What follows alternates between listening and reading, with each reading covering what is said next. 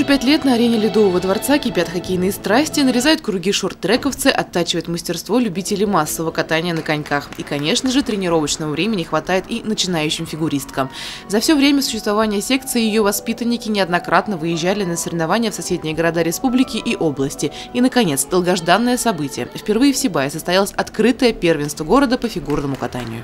Наших детей знают во многих городах, и Сибай уже известный как по хоккею, так и по фигурному катанию. С другой стороны, я думаю, сыграла роль то, что Сибай впервые едут, им тоже охота же интересно, где в новом месте выступить. А так, с легкостью согласились, примерно в начале по заявкам было 130 участников, более 130, но в связи с тем, что некоторые города карантин, спортсменов не выпустили, поэтому около 100 участников. Масштабные соревнования приурочили к первой юбилейной дате – 5-летию со дня открытия Ледового дворца. Поддержать состязания и заодно поздравить коллег приехали спортсмены и представители из Челябинска, Магнитогорска, Уфы и Учелов.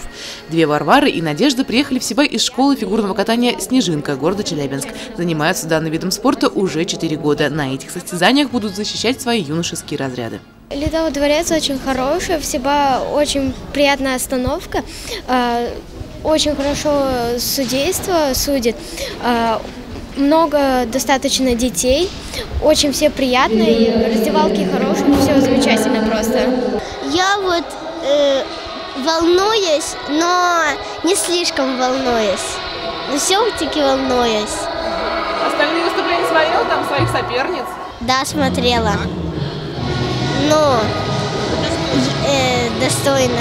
Очень приятная встреча в этом городе, теплая, хорошо организованная, и приятно смотреть, что многие любят фигурное катание и занимаются им. Условия замечательные, хорошие раздевалки, всем хватило места, дружелюбие, но все хорошо. Наточенные коньки, разноцветные платья, модные прически, аккуратный макияж. Все как на больших серьезных соревнованиях. Судейская бригада из Магнитогорска, короткой и произвольной программы. И несмотря на возраст участниц от 5 лет, на льду показывали дорожки, прокаты, вращения и даже прыжки. По первому этапу, значит, пока у нас Кондакова Оксана занимает лидирующее положение, идет на первое место, но посмотрим, дай бог, чтобы и произвольная программа хорошо выступила. Байдавлетова Айгуль заняла второе место на втором минутском разряде. Успехи хорошие, еще нашим выступать и выступать, поэтому ждем хороших результатов. Честь Сибая на соревнованиях защищали 10 воспитанников Ледового дворца. Зайти на пьедестал удалось Оксане Кондаковой, Даниилу Каменеву и Айгуль Байдавлетовой. Соревновательный дебют в Ледовом дворце удался. Организации первенства остались довольны все. А это значит, что данные состязания в нашем городе могут стать традиционными. Елена Афанасьева, Дамир Хайбуллин, Гульгина Раскильдина, телекомпания СТВ.